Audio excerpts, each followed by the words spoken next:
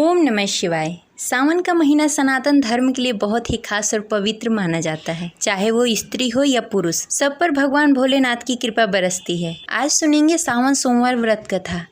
आप सभी का स्वागत है गर्म वॉइस चैनल में। सावन के सोमवार व्रत करने के साथ यह कथा अवश्य सुने या पढ़ें। भगवान भोलेनाथ आपकी मनोकामनाएं अवश्य पूरी करेंगे। अगर ये कथा आपको अच्छी लगे तो इसे लाइक अवश्य करें। चलिए सुनते हैं आज की कथा।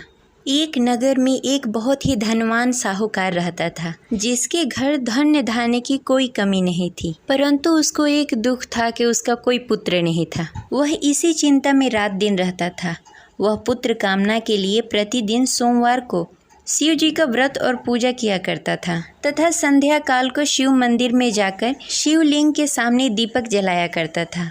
उसके इस भक्ति भाव को देखकर एक समय श्री पार्वती जी ने शिव जी से कहा कि हे प्रभु, यह साहूकार आपका बहुत ही अनन्य भक्त है और सदैव आपका व्रत और पूजन बड़ी ही श्रद्धा के साथ करता है। इसकी मनोकामना पूर्ण करनी चाहिए। शिव जी ने कहा, हे पार्वती, यह संसार का कर्म क्षेत्र है। जैसे किसान खेत में जैसा बीज डालता है वैसा ही फल काटता है, इसी प्रकार इस दुनिया में जो जैसा कर्म करता है वैसा ही फल पाता है। पार्वती जी ने अत्यंत आग्रह से कहा, हे प्रभु, जब वह आपका अनन्य भक्त है, उसको अगर किसी प्रकार का दुख है तो आपको अवश्य ही उसका दुख दूर करना चाहिए, क्योंकि आप सदैव अपने भक्तों पर दया करते हैं, उसके दुख को दूर करते हैं। यदि आप ऐसा नहीं करेंगे तो कोई मनुष्य आपकी सेवा और व्रत क्यों करे? पार्वती जी का ऐसा आग्रह देख शिव जी ने कहा, हे पार्वती, इसका कोई पुत्र नहीं है, इसीलिए यह सदैव दुखी रहता है। इसके भाग्य में पुत्र न होने पर भी मैं इसको पुत्र प्राप्ति का वर देता हूँ, परंतु यह पुत्र केवल 16 वर्षों तक ही जीवित रहेगा। इसके पश्चात मृत्यु को प्राप्त हो जाएगा। इससे अधिक मैं और कुछ नहीं कर सकता। ये सभी बातें साहूकार सुन रहा था। इससे उसको न कोई प्रसन्नता हुई और न ही कोई दुख हुआ। वह पहले जैसा ही शिव जी का व्रत और पूजन करता रहा। कुछ काल व्यतीत होने के पश्चात साहूकार की पत्नी गर्भवती हुई और 10वें महीने उसने पुत्र को जन्म दिया। साहूकार के घर में बहुत ही खुशी मनाई गई, परंतु साहूकार उसके 16 साल की आयु जानकर कुछ अधिक प्रसन्न नहीं हुआ। यह बातें उसके घर वालों को मालूम नहीं था। विद्वान पंडितों ने उसका पुत्र का नाम अमर रखा। जब अमर 12 वर्ष का हुआ तो उसे शिक्षा प्राप्त करने के लिए काशी भेजने का निश्चय हुआ। व्यापारी ने अमर के मामा को बुलाया और कहा कि अमर को शिक्षा प्राप्त करने के लिए काशी छोड़ आओ। अमर अपने मामा के साथ शिक्षा प्राप्त करने के लिए चला गया। रास्ते में जहां अमर और उसके मामा विश्राम करने के लिए ठहरते, वहीं यज्ञ करते और ब्राह्मणों को भोजन कराते।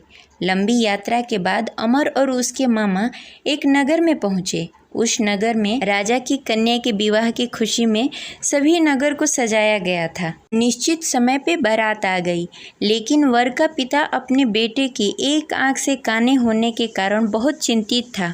उसी इस बात का भय सता रहा था कि राजा को इस बात का पता न चले, कहीं वह विवाह से इनकार न कर दे, इससे उसकी बदनामी होगी। वर के पिता ने अमर को देखा। उसके मस्तिष्क में एक विचार आया। उसने सोचा, क्यों न इस लड़के को दुल्हा बनाकर राजकुमारी से विवाह करा दूं। विवाह के बाद उसको धन देकर विदा कर दूंगा और राजकुमारी को अपने नगर ले जाऊंगा। वर के पिता ने इसी संबंध में अमर और उसके मामा से बातें। अमर के मामा ने धन मिलने के लालच में वर के पिता की बातें मान ली। अमर को दूल्हे का वस्त्र पहनाकर राजकुमारी चंद्रिका से विवाह करा दिया। राजा ने बहुत सारा धन देकर राजकुमारी को विदा किया। अमर जब लौट रहा था तो सच नहीं छिपा सका और उसने राजकुमारी की ओढ़नी पर लिख दिया, राजकुमारी चंद्रिका, आपका विवाह मेरे साथ हुआ है। मैं काशी शिक्षा प्राप्त करने के लिए जा रहा हूँ। अब तुम्हें जिस नवयुवक की पत्नी बनना पड़ेगा वह काना है। जब राजकुमारी ने अपनी ओढ़नी पर लिखा हुआ पढ़ा तो उसके काने लड़के के साथ जाने से इनकार कर दिया। राजा ने सब बातें जानकर राजकुमारी को महल में रख लिया और उधर अमर अपने मामा के साथ काशी पहुँच गया। अमर ने गुरुकुल में पढ़ना शुरू कर दिया। जब अमर की आयु 16 वर्ष पूरी हो गई, उसने एक यज्ञ किया। यज्ञ की समाप्ति पर ब्राह्मणों को भोजन कराया और सभी को अन्न और वस्त्र दान किए। रात्रि को अमर अपने शयन कक्ष में सोने के लिए चला गया। शिव जी के वरदान के अनुसार शयन अवस्था में अमर के प्राण पखेरु उड़ गए।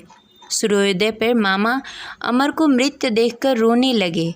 आसपास के लोग भी एकत्र होकर दुख प्रकट करने लगे। मामा के रोने विलापने का स्वर समीप से गुजरते हुए भगवान शिव और माता पार्वती ने सुन लिया। पार्वती जी ने शिव जी से कहा, मुझे इसके रोने का स्वर सहन नहीं हो रहा है, आप इस व्यक्ति के कष्ट अवश्य दूर करें। भगवान शिव जी ने पार्वती जी के साथ अदृश्य रूप में समीप जाकर अमर को देखा तो पार्वती जी से बोला, हे पार्वती, यह तो वही व्यापारी का पुत्र है। मैंने इसे 16 वर्ष तक की आयु का वरदान दिया था। इसकी आयु पूरी हो गई है। पार्वती जी ने फिर भगवान शिव जी से निवेदन किया, हे प्रभु, आप इस लड़के को जीवित करें, नहीं तो इसके माता पिता पुत्र की मृत्यु के कारण रो रो कर अपने प्राण त्याग देंगे। इसके पिता तो आपके परम भक्त हैं, जो वर्षों से सोमवार का व्रत करते हुए भोग लगा रहा है। पार्वती जी के आग्रह करने पर भगवान शिव ने उस लड़के को जीवित होने का वरदान दिया और कुछ ही पल में वह जीवित होकर उठ गया। शिक्षा प्राप्त करने के बाद अमर अपने मामा के साथ अपने नगर की ओर चल दिया। दोनों चलते चलते उसी नगर पहुँचे जहाँ अमर का विवाह हुआ था। उस नगर में भी अमर ने यज्ञ का आयोजन किया।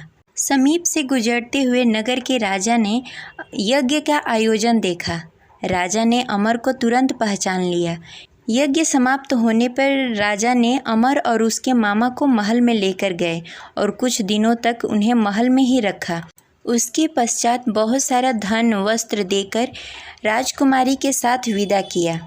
रास्ते में सुरक्षा के लिए राजा ने बहुत सारे सैनिकों को भी साथ में भेजा।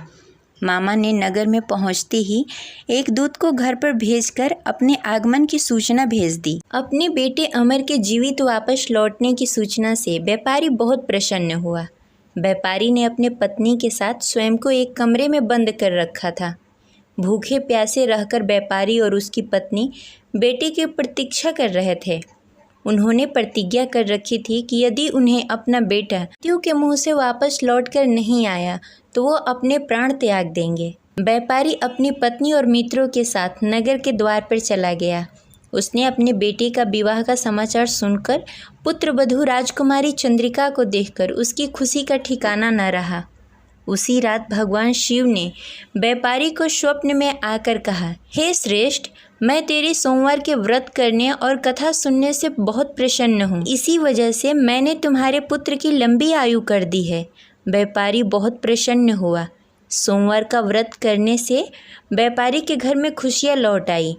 शास्त्रों में लिखा है कि जो भी स्त्री या पुरुष सोमवार का विधि विधान से व्रत करते हैं और कथा सुनते हैं, उनकी सभी इच्छाएं पूरी होती है। आशा करते हैं यह कथा आपको अच्छी लगी होगी। तो इस वीडियो को लाइक करें और हमारे चैनल को सब्सक्राइब करें। हर हर महादेव।